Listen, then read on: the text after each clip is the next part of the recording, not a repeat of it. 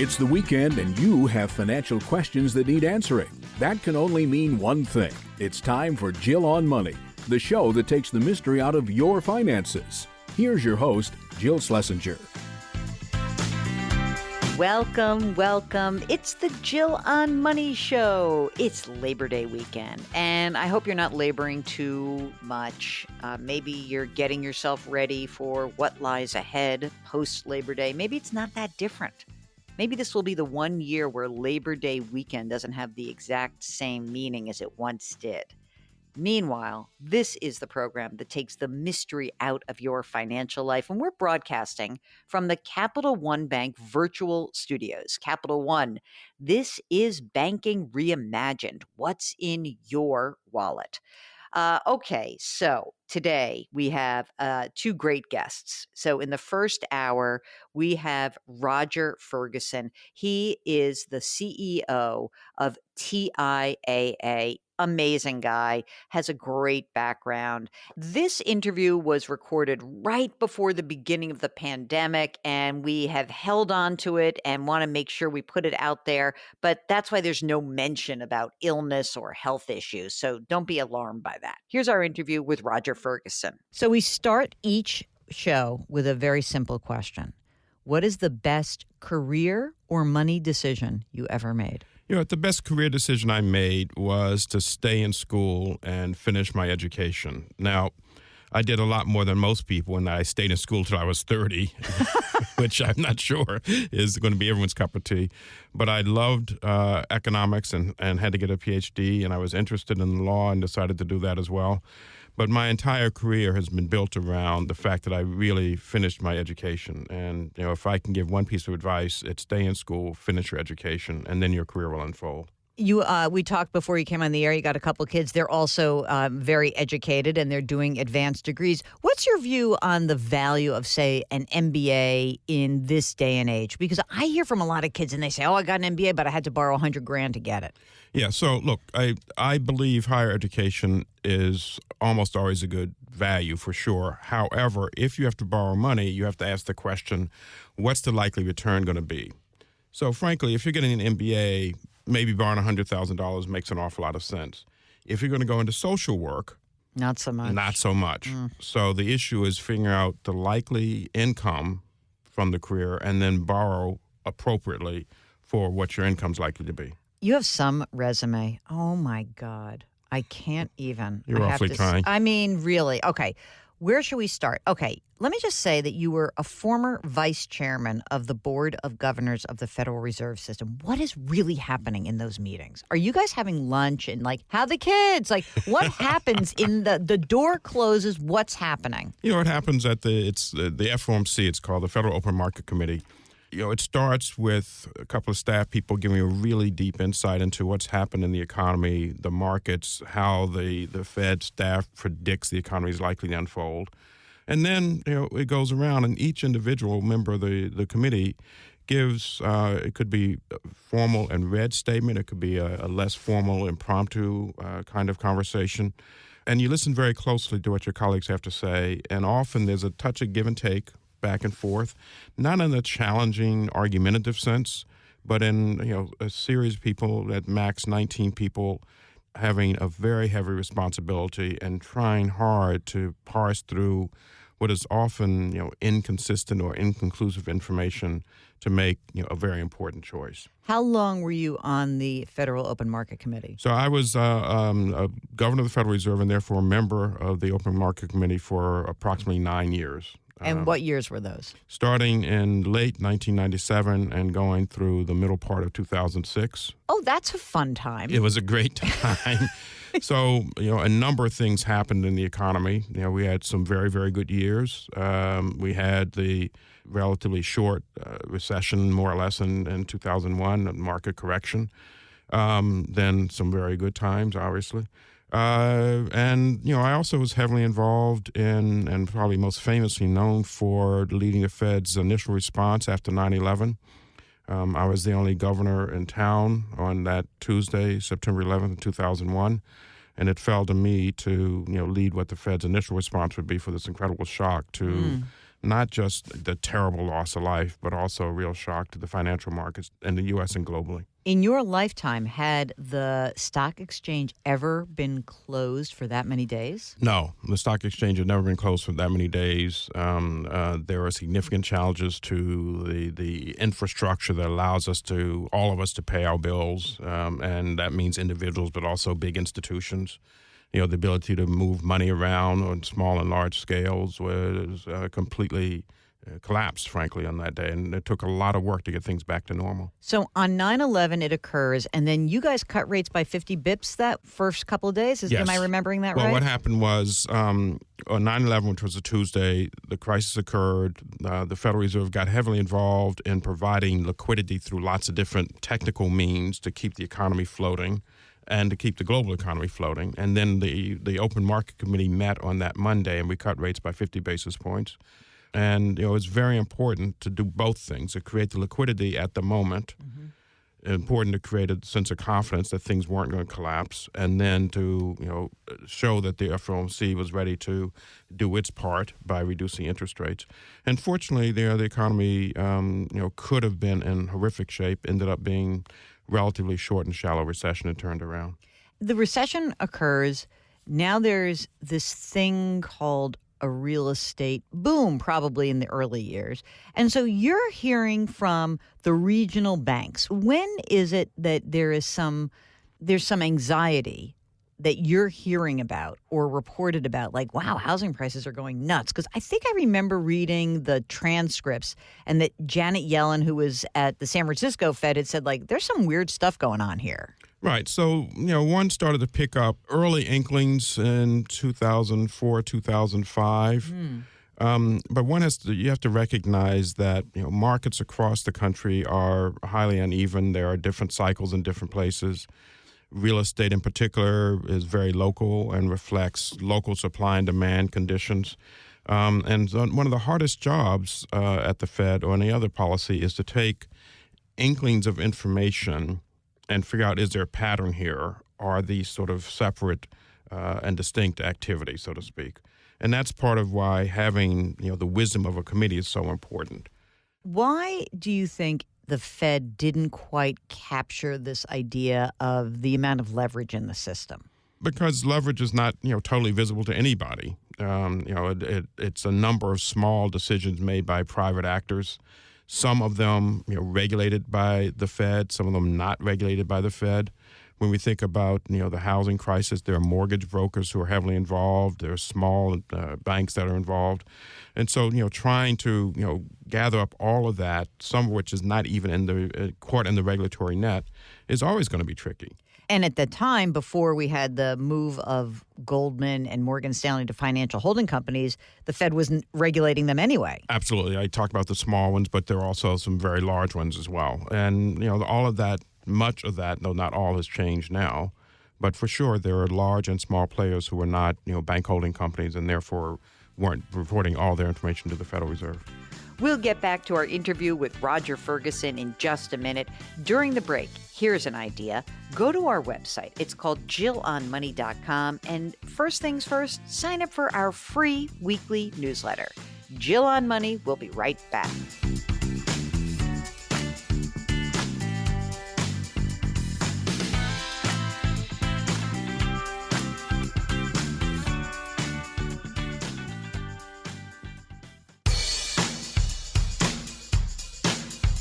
Follow Jill on Twitter and Instagram for more personal finance content. Just use the handle @JillOnMoney. Now, back to the show. You're back. It's Jill on Money, and this is the program that takes the mystery out of your financial life. We are talking to Roger Ferguson. He is the president and chief executive officer of TIAA. It is the leading provider of retirement services in academia and research medical. You've probably seen it if you work for a nonprofit, humongous company. Just to say that this guy is so impressive because, of course, he's served on the Federal Reserve Board. Unbelievable. And we were so delighted that he took the time to come in and chat with us. Here's more of our interview with Roger Ferguson. So now the Fed has this dual mandate, have a good economy, people get jobs, keep prices in check, and also there's a regulatory part of the job. When you look at the Fed today, do you think it's harder to be a Federal Reserve official today than it has been in the past? I think the honest answer is it's always been tricky. You have to understand the Federal Reserve was the primary regulator since about the mid-'50s for bank holding companies, which were some of the largest holding companies in the country. And so what has evolved is more holding companies, more institutions that have become bank holding companies, but the challenge was always there. The only other thing that has changed, as you point out, is instead of having this be a bit of an informal mandate, there is now a much more formal mandate. So I would say overall, the job is as challenging as it was before. Hasn't changed dramatically. It has become a bit more formal, and now there is a vice chairman in charge of regulation and supervision. So there's an individual who is very senior in the system. That's a result of the crisis as well. So the focus is now on one individual who has a title. In looking at the Fed's responsibility, I also wonder how you feel about this notion that markets and investors are relying so much on the Fed to do this heavy lifting with monetary policy versus probably when you started, there was a real sense of, well, if bad stuff happens, we have a Congress. There can be some fiscal aspect to this. It can't just be the Fed. So how do you feel about that evolution? This evolution has been an important one for sure. Now, we always knew that monetary policy could act more quickly around a crisis. But there was an expectation for sure that fiscal policy would play its role. When we look back on history, what we discover in the United States is indeed fiscal policy did play its role.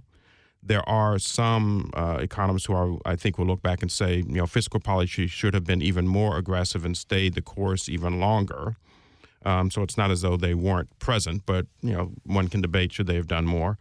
Having said that, when I look overseas to Europe, I would say there you really see a case where fiscal policy has been relatively absent and monetary policy is forced to take on too much of a burden. The European Central Bank having to get to negative interest rates is a territory that no one ever imagined. And to be honest with you, I'm not sure that it's worked out as they had hoped. The U.S., I think, gets good grades on the balance of fiscal and monetary, perhaps could have done better. Europe, I think, does not get equally high marks on the balance of fiscal and monetary, put too much weight on monetary, not enough on fiscal. Let's move to TIAA CREF, which I always say like that because you have such beautiful commercials. How did you get involved with this organization? So I got involved in the organization, and we've now sort of shortened the name just to TIAA. An executive recruiter called me. I was working for another financial services firm. TIAA was looking for a new CEO. Importantly, because we believe in diversity and inclusion, the search committee wanted a broad, diverse slate with some new names that they hadn't thought of. And this executive recruiter found my name, gave me a call, and asked, would you be interested? And I was very interested because I happened to have known the company through a good friend of mine. I had a friend in college who was the daughter of one of the iconic CEOs of TIAA. Wow. That person's, the iconic CEO is a guy named Bill Greeno. He created CREF, College Retirement Equity Fund. That's still an important part of who we are, what we stand for. And I'd come to know, the company through him. So when the headhunter called, and I said, absolutely, I'm interested. Okay, so do the description of what TIAA is, because a lot of people who are listening to this, they hear sponsorship on NPR, they've seen the commercials, and it seems to be for those in the nonprofit sector. But what exactly does TIAA do? So you're right. TIAA is now a 102-year-old company. It was the brainchild of Andrew Carnegie. He looked around on college campuses, particularly at Cornell, and saw all the faculty and much of the staff didn't have enough money to retire. And so he created this notion of a retirement plan, a retirement program. As you point out, we started for those in the higher ed sector, and now we serve 15,000 people in the not-for-profit sector, including, yes, NPR and others. And we are, very much in the financial wellness business for the individuals, now 5 million in the not-for-profit sector, with a real focus on our legacy of being a retirement organization. So when I was a financial planner, I'm still a CFP, but I remember there was this really fascinating moment. I was living in Rhode Island and running a company. And at Brown University, where we had tons of clients, my alma mater, they had TIAA CREF as a choice. And I'll never forget, this was the 90s. And people said, oh, I have this stupid, horrible TIAA, and all my friends have Fidelity funds, and, I want to get out of this, and this. And so there was this kind of a go-go mentality. Obviously, It was the booming 90s. And I remember that Fidelity came in as an option inside of the 403B plan at Brown. And I remember begging people and saying to them, you don't know what you have. Right. You can't understand it. Can you describe how TIAA is able to compete with everyone else and what really is the distinction? Put it in your words so I don't sound like I'm humping for you. No. Well, I appreciate having somebody do that for us. That's nice.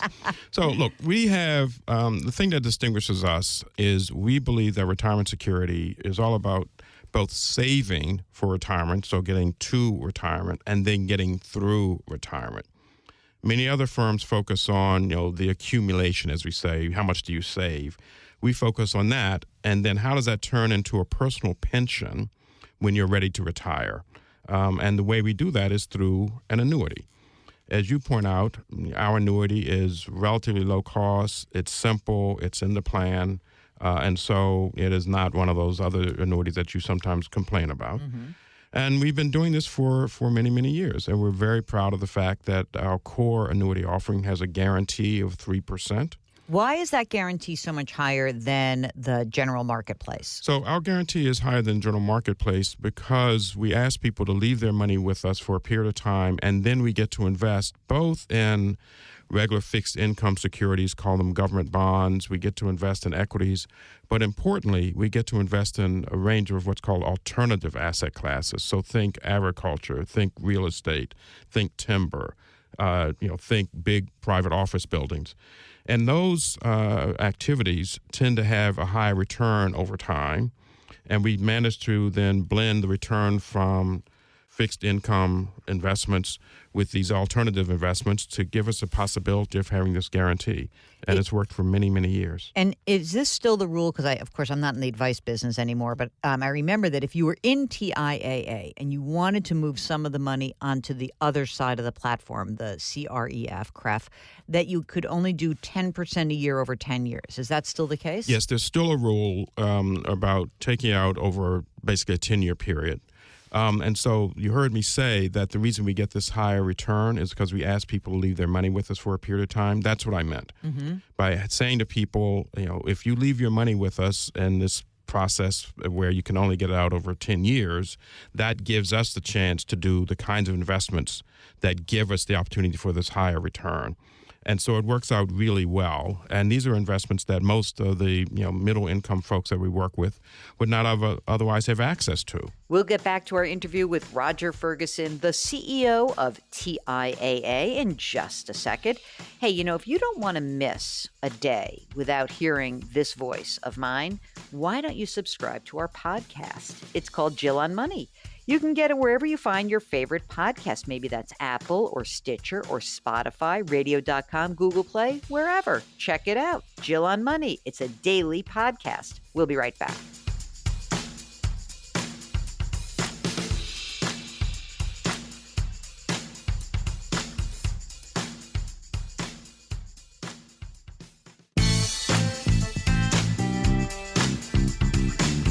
If you've missed any part of a show or want to check out a past show, go to JillOnMoney.com for more great personal finance content.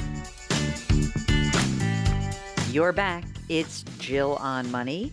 And if you've got a financial question, you have maybe a percolating economic question that's bubbled up, why don't you give us a holler? All you need to do, send us an email. Ask Jill at JillOnMoney.com. We are continuing our conversation with Roger Ferguson, and he is one of just a teeny tiny handful of people of color who hold executive roles in financial services. So we're going to start this part of the interview talking about TIAA and the importance of diversity. Here's more of our interview with Roger Ferguson. What's the target when your investment committee is running the TIAA side and they say, okay, we have a guarantee of 3%, but if you're looking long term, tell people, you've been in the investment world for a long time, what they should be looking for in terms of their target return over the long term. What should they be thinking about? Well, let me tell you what the S&P has generated on average over the 40, 50 years that it's been in existence, more than that. So with respect to equities, what we see is roughly a 9% return, average annual return over long, long periods of time. That includes inflation. And so if you took the inflation out, that number is around 6.5% to 7%. That's what most economists say that the equity markets can generate average over time. I emphasize, though, that as we've already seen, there's a lot of variability in that. Fixed income markets depends very much on what inflation has been, but those numbers are more like 4 to 5%. And so one should blend and think, well, gee, a little bit of fixed income, a little bit of equities, and that's what one might expect over time. But the emphasis is highly variable, highly variable. Do you think that having an annuity product like TIAA allows people to kind of stick with their game plan more readily? Because I think one of the drawbacks that I have seen over time is that, we are our own worst enemies. You can have me blather on television and on radio about, you've got to be diversified, don't react, but people do shoot themselves in the foot. So is the annuity, or low-cost annuity, I should be very clear about this, gang, is that an environment where people can be a little bit more disciplined? Absolutely. It's to continue with your phraseology, a low-cost in-plan annuity is an important part of should be an important part of anyone's retirement plan, in part because it does allow people to stick with their game plan. It allows them to have a sense of confidence that once they get to retirement, there will be an income stream for life. We call it a personal pension. And so we have found that it's an important part of anyone's thinking about retirement. It allows them to sleep well at night when you get to the volatility of the equity markets. You have confined your marketplace to the nonprofit universe. Why not open it up to everybody? Well, first, our charter says it's got to be nonprofit. Oh, those charters. They're meant to be changed. No. But here's what we are. We want to do two things. First, we want to be sort of a visible, I'm going to use the word beacon, of what really good, safe retirement can look like. Secondly, we and many others have been working with Congress to create something called the Secure Act, which was just signed into law. And one of the goals of the Secure Act is to allow the 401k space to adopt annuities more readily through a safe harbor, as it's called.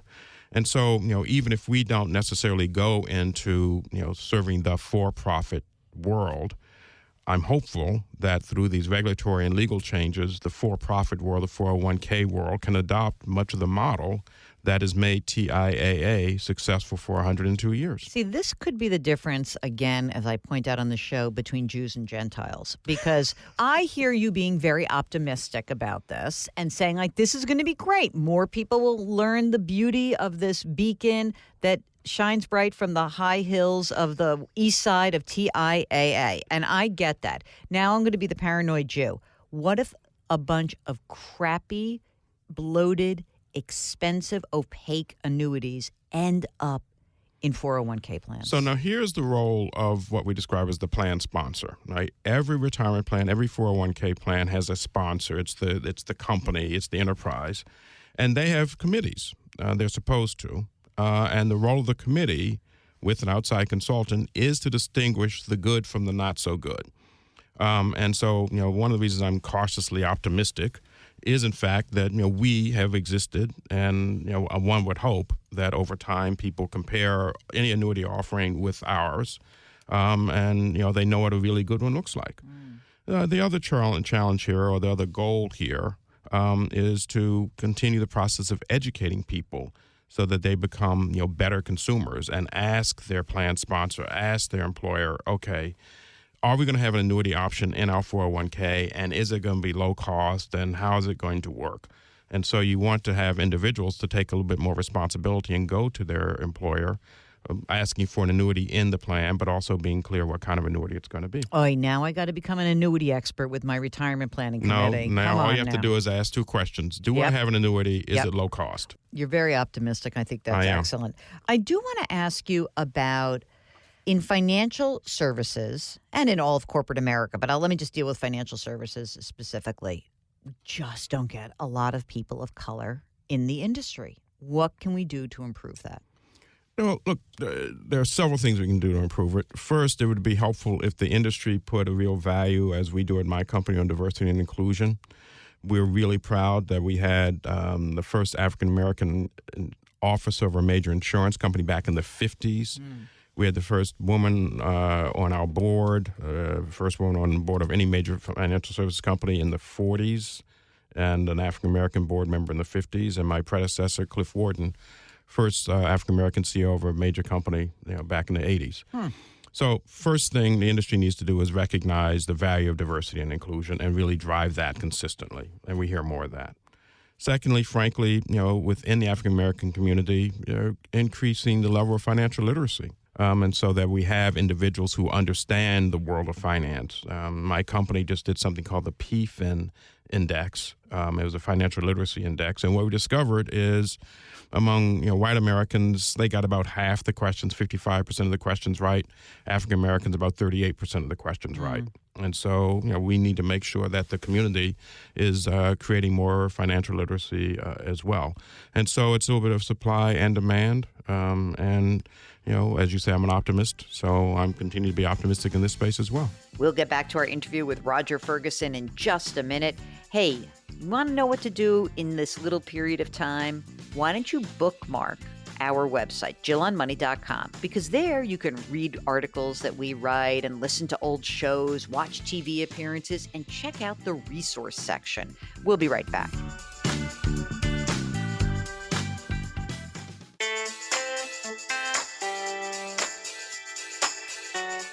Twitter, Instagram, Facebook, YouTube, she's all over the place. Go to JillOnMoney.com to find it all. Now back to the show with Jill Schlesinger.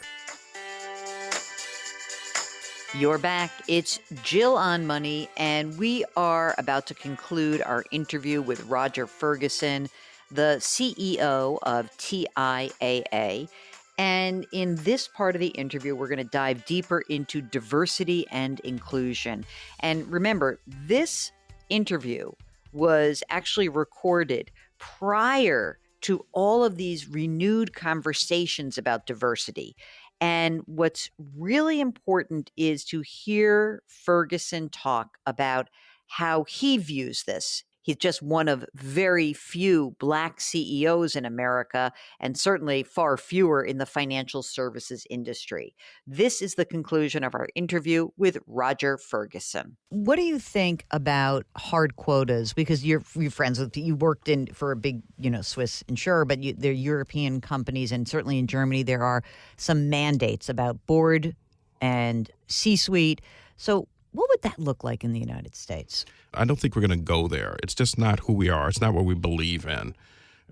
We believe in a lot of choice. We also believe in markets. And my view is all of these issues have to get resolved in an American context, recognizing, our history, who we are, and what we stand for. And the good news is I observe that across boards, across major companies, there really is a hunger for more diversity. And more inclusion. And in part, we're starting to recognize that, diversity leads to better market outcomes. There's more and more data that shows that companies that have diverse boards, particularly in this case with women on the boards, end up having a better total shareholder return, a better performance in the market. And so you start to get a reinforcing system. You have a very interesting board membership portfolio yourself, including Alphabet, Google, General Mills, and the International Flavors and Fragrances located across the street, which is so bizarre. Didn't they just sell? IFF is across the street. No, we haven't sold. They've announced a transaction, but that's not a sell. So let's talk a little bit about Alphabet and tell us all the dirt about what's going on there. Okay, no, you can't do that. Well, all right, so let's talk about your view on regulation of the technology sector, because you come from such a highly regulated universe, financial services, and you were essentially a regulator. And your wife was a former regulator. Right. So my wife was indeed an SEC commissioner. So thanks for mentioning Annette Nazareth. She's spectacular. And so, look, I think the question of how we regulate tech is one that we have to handle very carefully in the following sense. We know, and you heard me talk about it earlier, that technology has the potential to create a phenomenal economy and a phenomenal future. And frankly, we know that they're going to experiment, they're going to make some mistakes, they're going to be successful in other places as well. And to be fair, we also know that there's a little bit of geopolitics about this. There's, Western-oriented tech companies, and there are, tech companies from China, and you can see already a little tension back and forth there. And so I'm sure there will be a call for regulation. I'm sure there will be places where that will make a lot of sense. From my standpoint, it's get the balance right so that we don't overly regulate and drive out creativity, and also that we don't sort of misinterpret the growth of these companies as being anything other than the fact that they've had phenomenal success with brand new ideas that people have flocked to. And so that's going to be the challenge. I'm a little concerned that the tech world says, oh, you can't stifle our creativity because, it won't work. And clearly, we need smart regulation. We don't need insane regulation, but to push back on it so much seems sort of insane. So look, let me agree fully with you that we need smart regulation. Let me agree fully with you that the tech industry has to figure out when and where and how to embrace regulation, so that it doesn't seem like we're just the industry is just giving the stiff arm to regulation. Let's also be clear: the tech industry has to say, look, there are places where we didn't do so well, right? And so maybe we need government help to figure out how to stay on the straight and narrow. And so my view, as always, is trying to get down that middle path where let's be smart about regulation. Let's recognize that the industry do the mea culpas where they have not done so well. But let's also have the regulators understand that while the government has many great powers and has helped drive technological innovation, think about DARPA, et cetera, there's a lot of innovation that has to go on without having the government regulate it until we understand how it's going to work. And so let's find that middle ground where the tech industry says, sure, there are places we haven't done so well, we probably should be regulated. And where the regulators say, yeah, we understand, and we want to let you experiment a little bit too. And who should be the regulator? Is there going to be a new body, you think? I mean, how would that work? That's a really good question. I have to be very honest. I'm not sure I have the answer. I mean, the FTC, the FCC, Department of Justice, there are a lot of sort of regulators out there already. And I think once we figure out what we're going to regulate and how we want to do it, then we can figure out, do we have a body that works, or is there room for a new one? Before we let you go, and we are going to let you go. I could talk to you for hours. This is great. We started the program. I asked you your best career or financial decision. What's your worst? Wow, that's a great question. I will say when I look back on my education, which has been spectacular, I do think I focused a little too much on some types of social sciences. And now as I get older and older and more involved in having to manage and lead people, I really wish I understood psychology a lot better, frankly. It's something I never studied, and here I am now trying to figure out what is that's motivating people. And it's not supply and demand. It's not the rational model from economics. It's all the irrational stuff, and really understanding that would be helpful. Well, I can't thank Roger Ferguson enough for joining us. He was so kind and gave us a ton of time. That was way back in February. I can't even believe it now. When we return, we'll answer one or two of your questions. If you do have a financial question that's bubbled up, why don't you send us an email, askjill@jillonmoney.com. We'll be right back.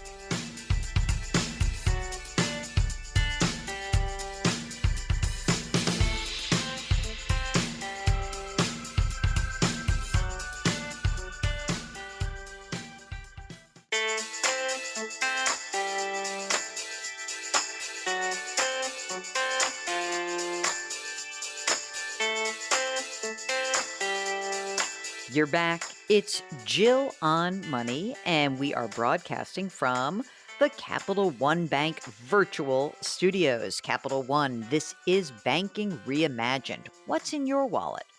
Okay, let's do a couple of questions. Remember, if you have anything on your mind, it's remotely associated with a dollar sign, please feel free to send us an email. Ask Jill at jillonmoney.com. That is what Jan did.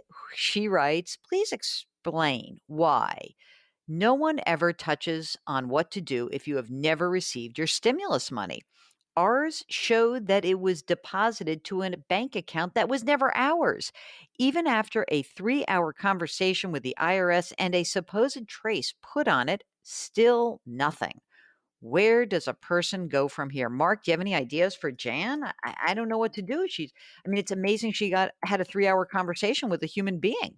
What's there to do? I don't know.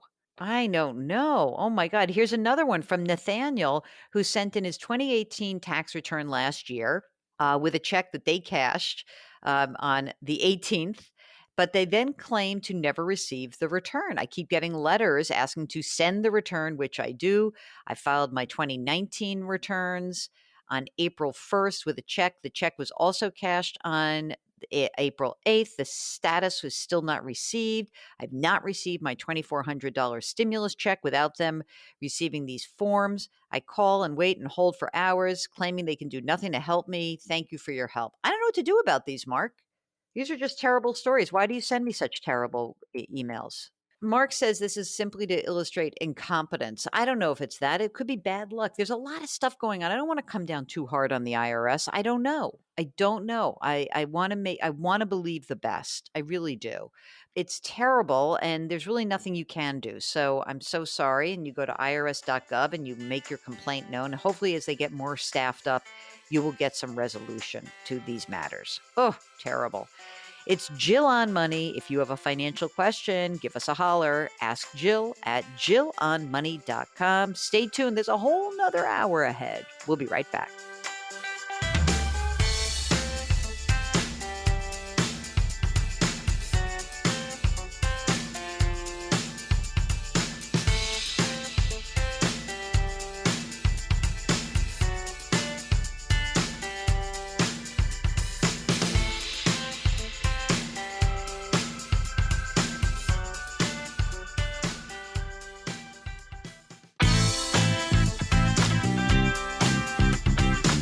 It's the weekend, and that can only mean one thing. You're listening to Jill on Money, the show that takes the mystery out of your finances. Here's your host, Jill Schlesinger.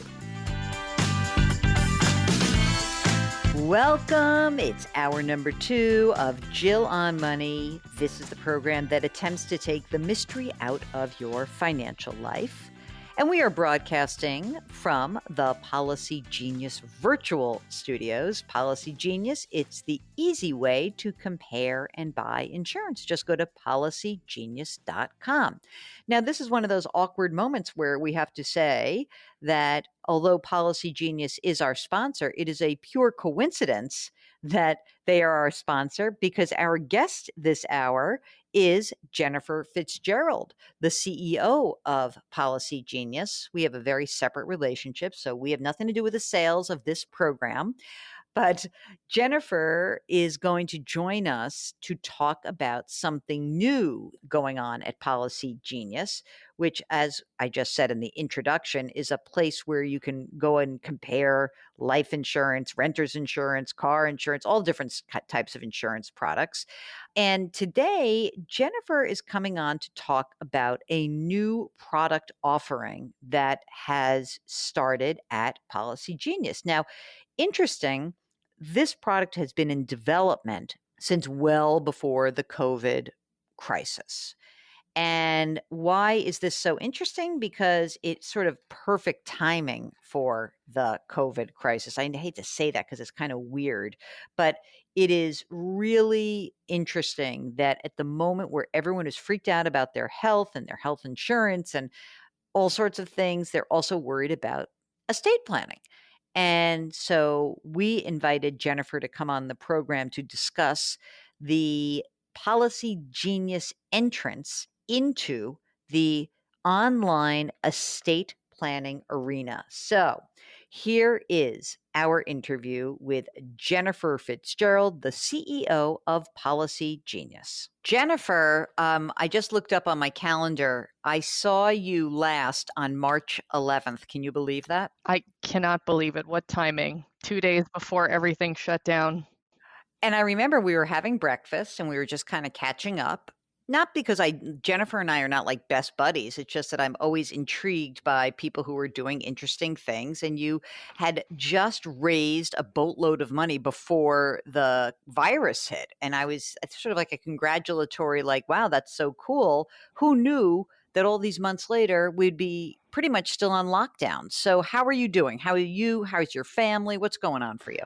Thankfully, everything is good. We were able to pivot all of our employees to work from home successfully. So we've been doing that since March. Personally, family-wise, everything's okay, thankfully. And are you still in the city? Still in the city, have been hunkered down at my home in Brooklyn since everything shut down. Now, you're also a foodie, so this must be particularly difficult time for you. Yes. So had to fend for myself for a little bit, but thankfully, with the warm weather now in the city, restaurants are opening and there's outdoor dining. So some of the great stuff from New York City has come back. Thank goodness. Okay. Policy Genius is a sponsor of our radio show, our sister broadcast, our terrestrial radio show. This has nothing to do with that. We have you coming on the podcast today because you've got some exciting news to announce that in addition to being able to compare insurance quotes for life insurance and homeowners and renters and auto and disability and pet and health and even more, you have a new service that you're unveiling. What is it? We've officially launched an estate planning app where users can create a will and or a revocable trust, including a financial power of attorney, healthcare directive, all in a few easy steps. Did you start the process of launching this many, many months ago? Is this before the COVID time? We did. We started development of this product well over 12 months ago in response to a lot of our life insurance shoppers asking for help on this area. When people shop for life insurance, which is one of the products that we specialize in, people are often thinking about just estate planning generally, right? They're planning for end of life, making those decisions. So development of this product started well over 12 months ago, and launch just happens to be great timing as now this is a topic that's top of mind for a lot of consumers. How, you create the will, but then how do you make it legal? What happens, you've got this package. What happens after you've created it? Great question. So a lot of states have created emergency authorizations for digital signing or digital notarization of estate planning documents. As you know, these are documents that typically have to be on paper, physical, notarized, witnessed, wet signed. That said, the paper document, the wet signing, and the witnesses are still the gold standard. So what we do is we will mail all the paper copy documents to you after you complete it on the app with step-by-step instructions on how to make it legal. This is in spite of the fact that some states have changed the rules, but these rules are changing all the time and they're in flux. So we still recommend just to do it the old-fashioned way. And so we make that easy for you as well by mailing all the documents. What do you think is the reluctance to get these documents created? Do you think it was the cost of going to, or like schlepping to an office to see an attorney? I mean, where do you think the friction lies? We've done a lot of consumer research to understand where the friction was and what the perceived pain points were. And part of it was the cost. Seeing an attorney to do these things is pretty prohibitive. There are some other DIY tools online. A lot of it was mistrust. People didn't trust that these would be legally binding documents, or they were too onerous and intimidating to sit through, right? So we were able to take all of those pain points. We worked with attorneys in each of our launch states to make sure that the documents conformed with all the state requirements, would be legally binding, which is why it took a while to develop the product. What we did, which has actually been a great feature for our users, is what we call chunked it out. So 5 to 15 minutes a day. So you can do one chunk, such as designating your executor, one chunk, which is selecting a guardian for your kids. So knocking it out in a few minutes a day, and you can tackle this thing that I think hangs over a lot of people's heads as, oh, this is something I really don't want to do. Right. I mean, really, it's not that many people wake up and say, you know what I'd love to do today? I would love to contemplate my death and what would happen and who my children would go to and all of that. So I understand there's also a big psychological component to it.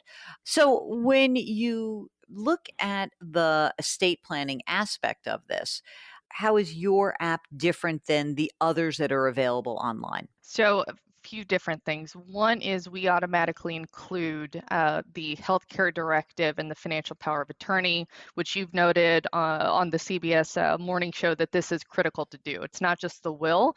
You need to, especially in times like these, have your healthcare directive, your financial power of attorney if you're unable to make those decisions.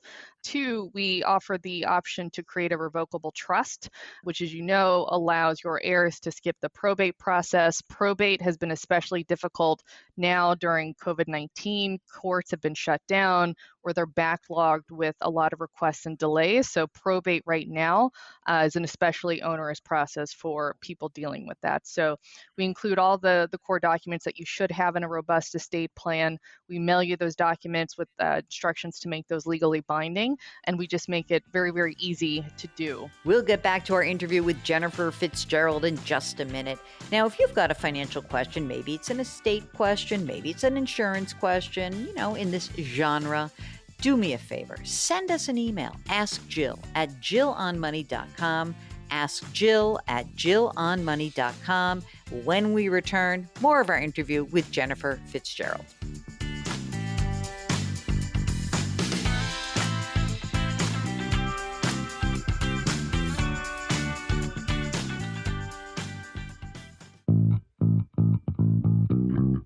Follow Jill on Twitter and Instagram for more personal finance content. Just use the handle @JillOnMoney. Now, back to the show. You're back. It's Jill on Money. If you have a question for us, and maybe you're poking around the website, the good old jillonmoney.com website, which you've probably bookmarked because I've nudged you to do so, you can send us a question directly from the website. All you have to do is click on the contact button. See how easy that is? We make it easy for you. While you're on the website, please do sign up for our free weekly newsletter. Mark works very hard on that every single week. And check out some of the other things that are on our website, including our resource section, which we try to keep updated. Let's continue with our interview of Policy Genius CEO Jennifer Fitzgerald. Again, they've just rolled out a new service for online estate planning. Here's more of the interview. Do you think that there are situations, or I'm not sure if the app would tell you this, where people have much more significant or complicated financial concerns where maybe the core documents will work for now, but that they really should see an attorney? Is there something that would trigger that in the app? There is. So right as you start the process, we've got onboarding questions. So if you answer yes to one of those complex onboarding questions, for example, if your spouse is not a U.S. citizen, if you have assets over a certain amount, if you have complicated corporate ownership structures of businesses that you own, we actually will offboard you and suggest that you see an attorney. So we identify those situations right up front and give you the advice that, hey, you should probably go talk to an attorney about this because it is much more complicated.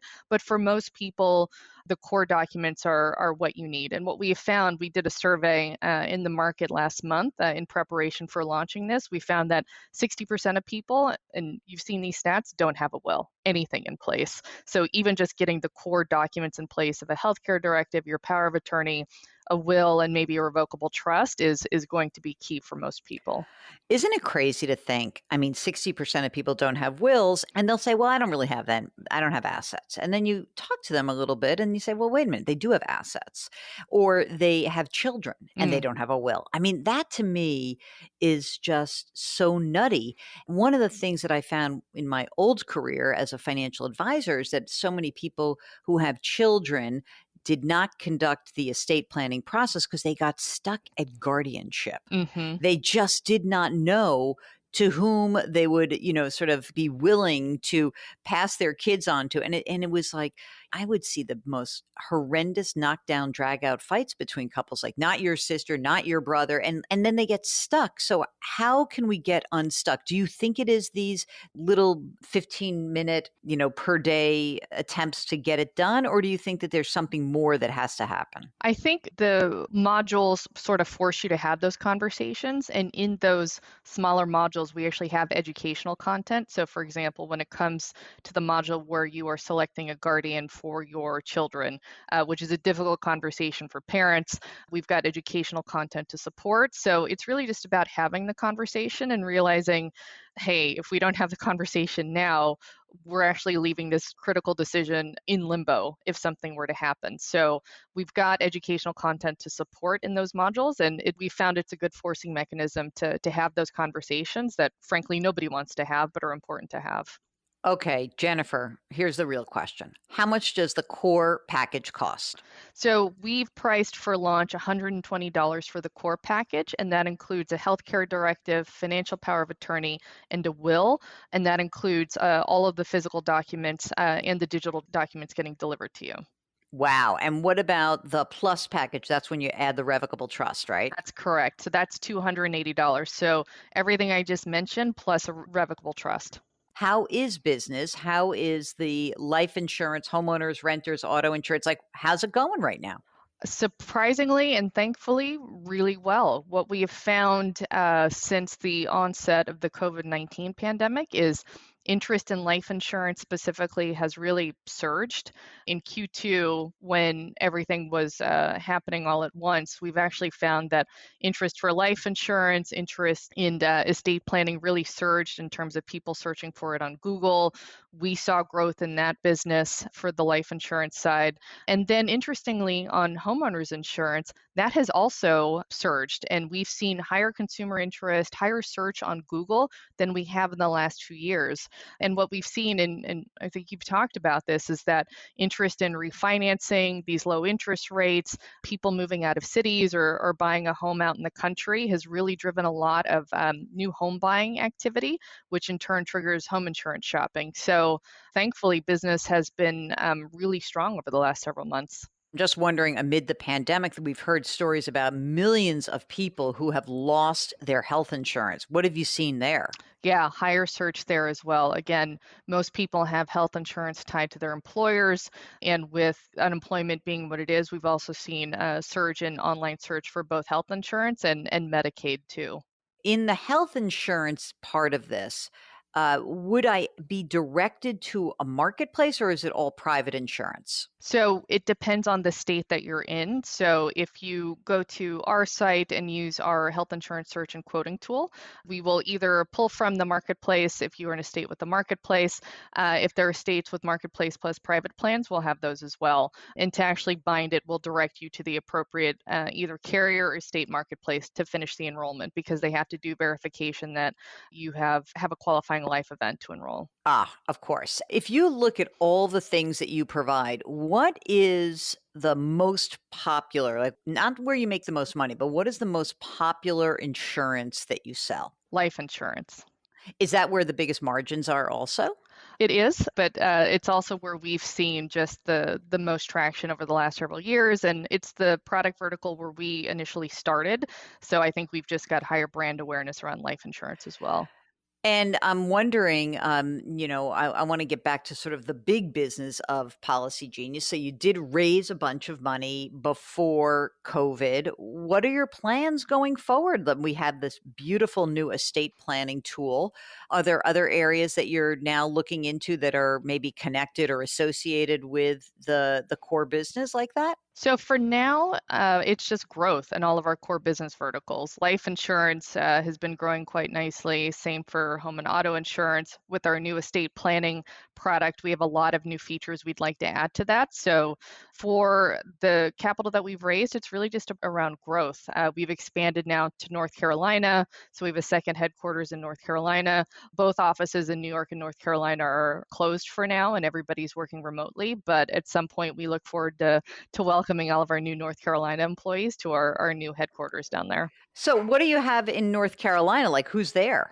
So right now we have about 100 employees in software engineering, in life insurance operations, in home and auto insurance operations, HR, finance. So we've been hiring across the board down in North Carolina. And what about in New York? Who's there? everybody else. So we've also got software engineering, HR, finance.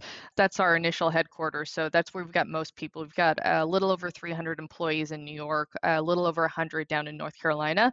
Interestingly, we've also had employees who are interested in relocating from New York to our North Carolina headquarters. And that's accelerated since the onset of the pandemic. So we've seen some of our employees, especially those with families, looking to improve their, at least their quality of life from a cost perspective down in North Carolina. So now you've got this new location down south. You've got New York. Do you have a sense that maybe you don't need as much office space in the future? How are you gauging that? So that was an interesting decision we had as a leadership team with the board, because we had already outgrown our office space in New York. We had already broke ground on our new office space in North Carolina, and we've talked about what the post-COVID world could look like. And at the end of the day, we decided that there might be some additional flexibility, certainly until everything stabilizes back to normal, whatever that is.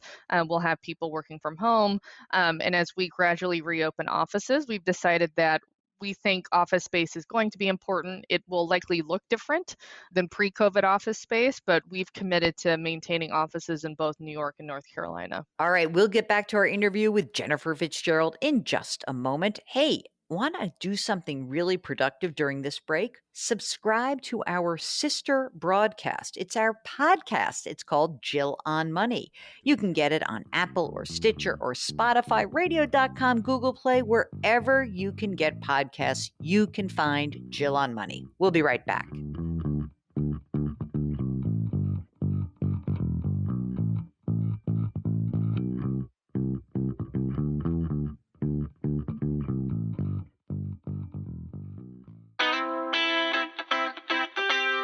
If you've missed any part of the show or want to check out a past show, go to JillOnMoney.com for more great personal finance content. You're back. It's Jill on Money. Before we let CEO of Policy Genius, Jennifer Fitzgerald, off the hook, I wanted to make sure that we were able to cover a little bit about what's going on in the current economy and how she sees it as the leader of this big financial technology company called Policy Genius. So here's just the end of our interview with Jennifer Fitzgerald, and right after we'll get to some more of your questions. Okay, before we let you go, tell us a little bit about what you think is going on in the economy, because, I just figured I'll pick your brain. Stock market's going crazy on the upside, economy not doing quite as well. So how do you plan in this environment as a CEO? Our big thing is just to keep an eye on cash, especially for a company. Cash is king. So we are looking at several indicators. One is the overall macroeconomy and unemployment levels. Two is what's happening in the broader capital markets. And the broader capital markets are still pretty hot, and they continue to be hot. Things slowed down in March, but things are pretty hot, especially in the tech sector. We're looking at home ownership and home refinancing levels, because we have a homeowners insurance business, and that continues to be really, really strong, with some of the strongest activity since 2008 we've seen. Overall, we're looking at a number of different indicators. We feel cautiously optimistic about the short term and the medium term horizon, but still conservative in terms of looking at our cash flow and making sure that we're making smart decisions, because there's just so much volatility, especially with November and what's going to happen after November, that we're still, I would say, cautiously optimistic, but on the more conservative side of what could happen. But unlike some of your other financial technology brethren, everyone always needs health insurance and life insurance or renter's insurance or homeowner's insurance. So is it essentially a recession-proof kind of business? It's as close as you can get, I think, in financial services. Again, we've seen demand be pretty resilient, even with what happened over the last several months. We think we're in a pretty safe spot of the economy. It's interesting, like when times are good, insurance isn't the first thing that you go out and buy. And when times are bad, it's not the first thing that you cancel or look to cut costs on. So we're right in that middle spot, which is a good thing in times like these. Thanks again to Jennifer Fitzgerald. She is the CEO of Policy Genius. You can go to policygenius.com and check out all of the services they provide, insurances of all types, and now estate planning. So check it out at policygenius.com. All right, we've got a little bit of time left in this segment, so let's get to some questions. Linda writes that she's got no family that she can leave her assets to. What do you recommend to have items or monies distributed per my wishes? Well, I guess you should go to policygenius.com, Linda. I mean, you can basically leave any of your assets through the process of creating a will. And I would do that sooner rather than later, frankly. And maybe if you don't have anyone to leave it to, any person, leave it to charity. Leave it somewhere. You got to care about that, right? Okay. Karen writes, I enjoy listening to your podcast on my twice daily COVID era walks. Here's my question. What is the right way to put a live-in partner in my will? My loving significant other of more than 10 years has lived with me for 4 years. He contributes a nominal amount to monthly household expenses as he has been underemployed for many years. And we have a written signed agreement for the current car stating that it reverts to me if he doesn't need it. We're 56 and 58. I'm thrifty. I've been saving money in my IRA since my first high school job. I've got a decent amount saved. Currently in my will, I say he can live in my place for 1 year with housing expenses, including a cleaner paid for by my estate, as he is basically doing now, and he would receive a lump sum of $30,000. Hopefully, this would cover a year of grieving and enough cushion to move to his next place. The rest goes to my kids and charity. Is this reasonable? Is it fair? Would you do something different? What is typical for this type of situation? Thank you for your advice. Karen, this is such a personal question. There is nothing that's reasonable or fair necessarily. There's no rule of thumb. It's really what you feel comfortable doing. You know, some people might say, like, I would just want him to be able to live in the house for as long as he needs to live in the house. And then everything reverts to the kids. How comfortable are you that your kids are in a place that they can manage their own financial lives without your help? Some of this really does depend on the situation of the kids. I mean, if they're totally rich and they don't need the money, then maybe he stays there longer. But all of this should be done officially through the will. And I mean, it sounds reasonable now, but it's really is a personal issue more than anything else. Okay. Cindy writes that she's listened to the podcast for a couple of months and loves the advice and scenarios that I'm sharing. Okay, question involves the home I own with my partner. Currently, we own it as joint tenants with rights of survivorship. We plan on selling the house within 3 years, and we're in the midst of having our estate documents redone and creating living revocable trusts. We're considering including the house with half the house in each of our trusts. We are each other's secondary trustee, and we're both at 60 years old, have an alternate trustee listed as well. Our thought is that should we both die before we move, it will be easier for the final sale of our home if it's in the trust. What are your thoughts on this? Should I wait to move our house into a trust until one of us has passed? Also, regarding the funding of the trust, rather than titling our accounts in the trust, our attorney recommends just making the trust the beneficiary. Appreciate your thoughts on one method versus the other. Thanks in advance, Cindy. I don't think you should put the house in the trust. And I am actually a fan of titling assets in a trust before death. That's just my 2 cents. I know that runs counter to the attorney, so I apologize in advance for that. Okay, so let's see. Here is a question about Roth conversions. In a recent column on a Roth conversion, you wrote, while converting your funds from a traditional to a Roth IRA removes uncertainty in the future, it only works if you pay the taxes due from money outside the retirement account. I have seen this advice in other places as well. Why is that? When I took my required minimum distribution last year, I had the taxes paid out of the distribution. Why can't I do that with the Roth conversion? Thanks. Because, Frank, the problem is that it kind of removes the whole point of doing the conversion, meaning that you have to convert more money from the actual account. So the math really works best if you can pay the taxes with the money from outside the account. That way you're not in this weird cycle where you just keep using the money just to pay taxes, right? So the taxes are paid with money that's already been taxed, and then it works a lot better. Okay, you're listening to Jill on Money. When we return, more of your questions. We'll be right back.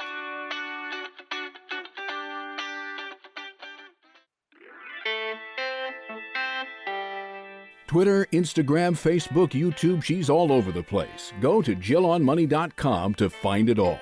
Now back to the show with Jill Schlesinger. You're back. It's Jill on Money. If you've got a financial question, why don't you just shoot us a note? Our email address is askjill@jillonmoney.com. Askjill@jillonmoney.com. That's what Ramona did. And here is what Ramona has to say. I sure do appreciate you and grateful to be healthy and employed right now. Amen, man. Never have you felt grateful and happy to be employed. I know. It's amazing, right? Okay.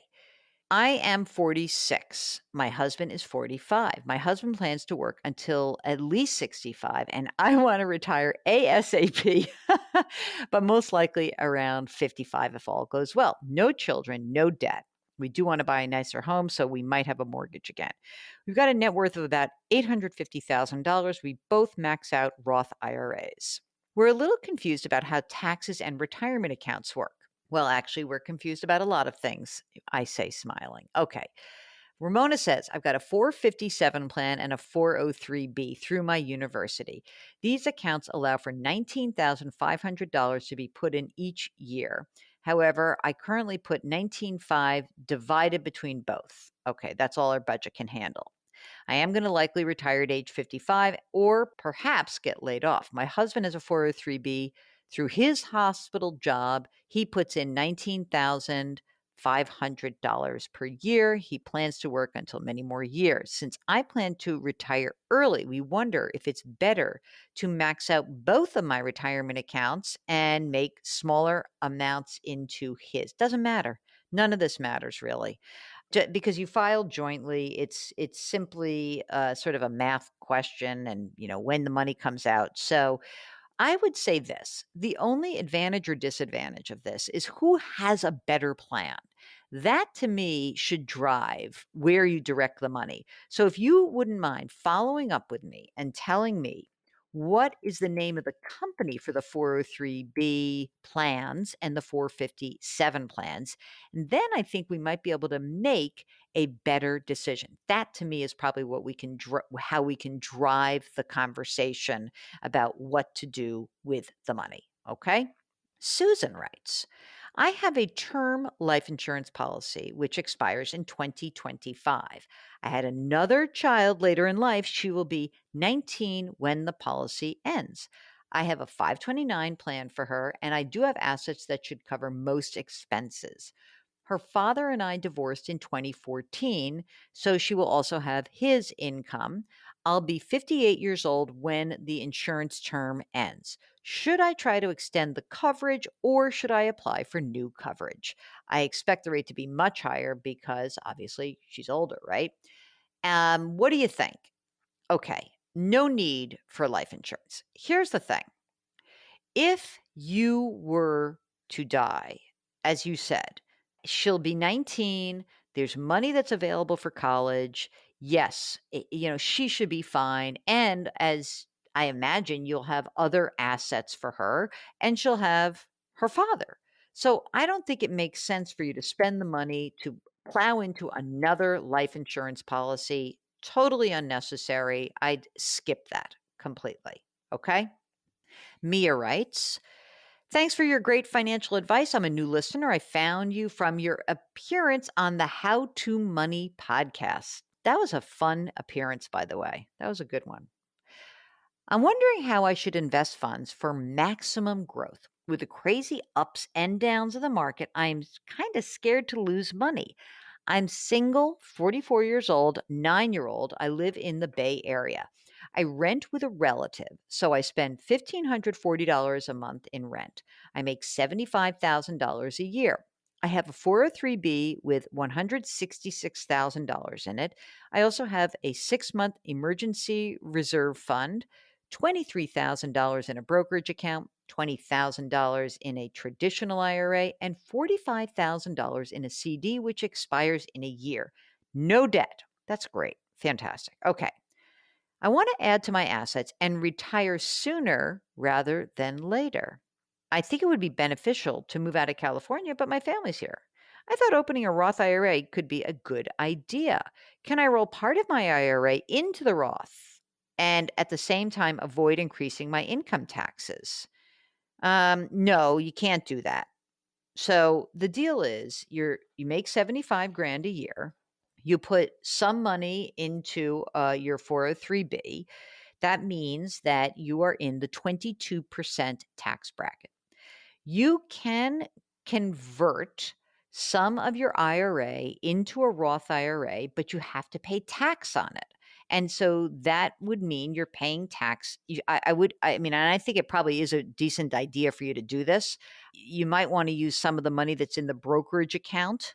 And maybe this is an opportunity to reshuffle some of that account. I don't know what's in there, but you can convert as much as would keep you in that 22% bracket up to 85,000 or so this year. And I think it's great to know that your taxes have been paid. So I think that could be a good idea, but you can't do it without increasing your taxes. Why do you have a brokerage account? What's in it? That I do want to know. But otherwise, I think you're in good shape. The last part of your question are my thoughts on robo-advisors. I love robo-advisors. I think they're great. I would be interested in hearing what you think you would gain from that versus just being in an index fund environment. But that, certainly Betterment or Vanguard Personal Service Advisor, Vanguard Digital Advisor, Schwab Intelligent Portfolio, they're all worth it. So check them out. All right, it's Jill on Money. When we return, just a little bit more for you. Hang on, we'll be right back.